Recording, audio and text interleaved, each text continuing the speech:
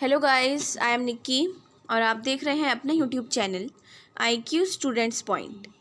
Guys, जैसा कि आपको पता है कि अभी हमने आप लोगों को जो आपके मेन कोर हैं पॉलिटिकल साइंस ऑनर्स के, उस मेन कोर सब्जेक्ट्स के आपको सिलेबस बताए हैं और इंग्लिश और हिंदी दोनों मीडियम में बताया है।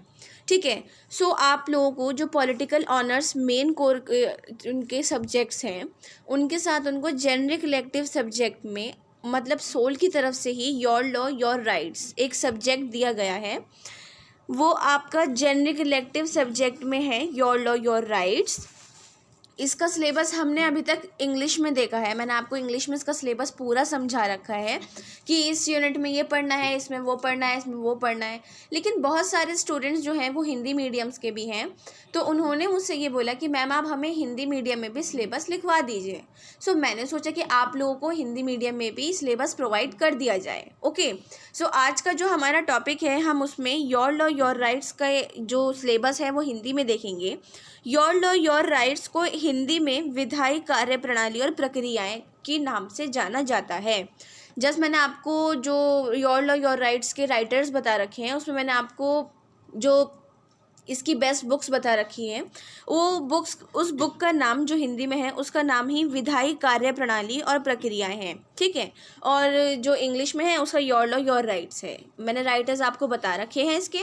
अगर आप लोगों ने वो वीडियो नहीं देखी है तो आपको डिस्क्रिप्शन में उसका लिंक प्रोवाइड कर देते हैं, आप वहाँ से उसको देख लीजिए और जल्द से जल्द अपनी बुक परचेज़ करिए, और ताकि आप नोट्स बनाओ। और स्टूडेंट्स देखिए, मार्च में कुछ नहीं पता कि सोल ऑफलाइन पेपर ले या ऑनलाइन ले। आप खुद जानते हैं SOL का खुद नहीं पता होता उनको कब क्या करना है, कैसे करना है। वो किसी भी टाइम पे कुछ भी चीज़ डाल देते हैं, उनको खुद नहीं पता होता। ऐसा लगता है कि उन्हें खुद नहीं पता, उन्होंने यूँ ही डाल दिया है ना। सो आप लोग रिस्क क्यों लो, आप लोग अपनी पढ़ाई पूरी रखो।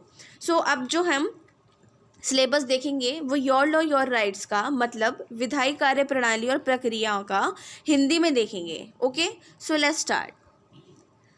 फर्स्ट यूनिट है विधि शासन और आपराधिक न्याय प्रणाली। ये विधि शासन का जो और ये आपराधिक न्याय प्रणाली है फर्स्ट। उसमें देखिए, सबसे पहले मैं आपको एक और बार भी बता दूं, इस सब्जेक्ट की क्लासेस हमने आपको हमारे YouTube channel IQ students point पर प्रोवाइड करी हैं और मैक्सिमम स्टूडेंट्स ने, मुझे बहुत खुशी हुई थी, मुझे दिखाए थे नोट्स अपने, उन लोगों ने अपने नोट्स भी कंप्लीट कर लिए हैं। मतलब मुझे बहुत खुशी हुई, इतना अच्छा लगा मुझे कि मैंने अपनी पूरी मेहनत दी, बच्चों को पढ़ाया उनको, और उन बच्चों ने अपने नोट्स भी कंप्लीट कर लिए। सो अब जल्दी जल्दी याद कर लो कि नहीं तो मुझे गुस्सा आया ना, मैं आप लोगों के टेस्ट लेना शुरू कर दूँगी। ओके। सो सीरियस मत हो अभी। ओके। तो हम नेक्स्ट यूनिट देखते हैं, कानून संबंधी आपराधिक न्याय प्रशासन। ये वाली जो यूनिट है इसमें आपको FIR और कंप्लेंट ये सब कैसे होती है, कौन करता है, कौन लेता है, ये सब इसके बारे में मैंने आपको पढ़ा रखा है। और ये है डिटेंशन एक्ट, निवारक निरोध, जमानत और हिरासत। ठीक है।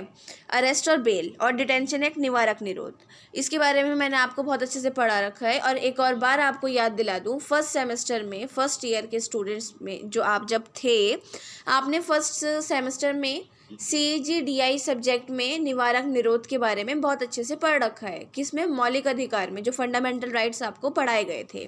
ओके। सो थर्ड यूनिट है समानता और गैर भेदभाव, जो इक्वालिटी है और डिस्क्रिमिनेशन, जो ये सब चीज़ें हैं।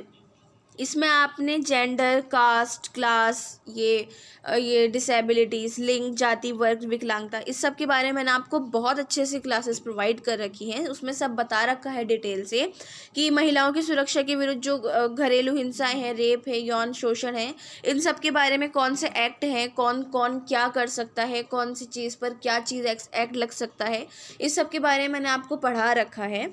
जाति का भी पढ़ा रखा है, वर्ग का भी और विकलांगता का भी, ये डिसेबिलिटी वाला। ओके। सो थर्ड यूनिट में आपको ये सब पढ़ना है, पढ़ा है। ओके। फोर्थ यूनिट है सशक्तिकरण, ये एम्पावरमेंट जो है, इसमें RTI और RTC सूचना का अधिकार और उपभोक्ता का अधिकार जो है उसके बारे में आपको मैंने पढ़ाया है। बहुत अच्छे से इन अधिकारों के बारे में मैंने आपको समझाया है कि सूचना का अधिकार आपको क्यों दिया गया है, किस बात के लिए दिया गया है और उसमें क्या क्या बताया गया है, और उपभोक्ता के अधिकार में आपको क्या बताया गया है।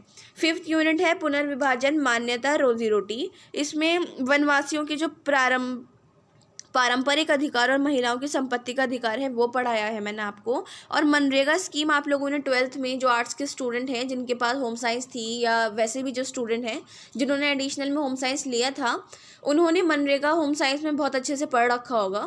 इनफैक्ट आपका जब प्रैक्टिकल हुआ होगा होम साइंस का तो मनरेगा पर पूरी स्पीच देनी पड़ती थी उस टाइम, है ना। सो आपने इसके बारे में बहुत अच्छे से पढ़ रखा है।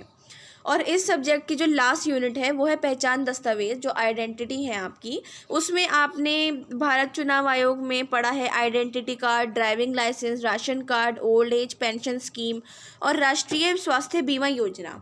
इनके बारे में भी मैंने आपको बहुत अच्छे से पढ़ा रखा है। ओके, सो आज की क्लास में, आज की वीडियो में आपको मुझे सिलेबस देने का मकसद ये है कि हिंदी मीडियम के स्टूडेंट्स ने जब अपना सिलेबस, अपने नोट्स कंप्लीट कर लिए हैं तो उनको सिलेबस भी तो लिखना चाहिए ना। ऐसे थोड़ी लिख लेंगे, जब तक आपको सिलेबस नहीं पता होगा, आपके टॉपिक्स नहीं पता होंगे तो आप कैसे पढ़ोगे, कैसे याद करोगे, है ना। सो आज की क्लास में मैंने आपको सिलेबस बता दिया है हिंदी मीडियम के स्टूडेंट्स को। अब आप लोग मुझसे बिल्कुल शिकायत नहीं करना कि मैम आपने हमें बिल्कुल पीछे छोड़ दिया, आप हमें देखती नहीं हो। ओके, अब आप अपना सिलेबस लेके कंप्लीट कर लो, नोट्स कंप्लीट कर लो। कोई भी क्वेश्चन हो, डाउट हो या सजेशन हो तो आप हमसे कमेंट बॉक्स या हमारे टेलीग्राम चैनल पर पूछ सकते हैं। So thanks for the watching and best of luck all.